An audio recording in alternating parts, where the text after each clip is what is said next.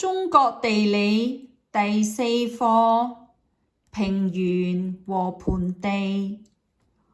中國的平原主要在東部，佔全國面積的19%。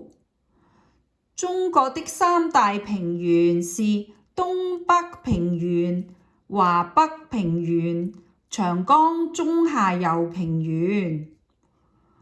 東北平原是中國最大的平原，肥沃的黑土地一望無邊，夏日蜜浪滾滾，像金色的海洋。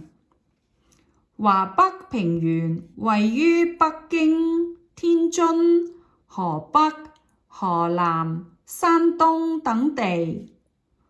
長江中下游平原在湖北、江蘇、浙江、上海等地，這裏人口稠密，經濟發達，是中國的魚米之鄉。中國有四大盆地：塔里木盆地、柴特木盆地、準噶爾盆地和四川盆地。這四大盆地都在中國的西部。塔里木盆地位於天山以南，這裏有中國最大的沙漠塔克拉瑪干沙漠。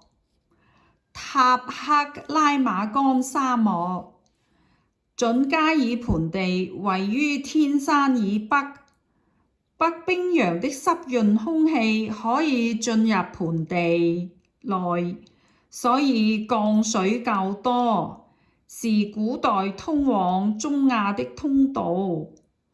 四川盆地位於四川東部，這裏氣候濕潤，農業發達。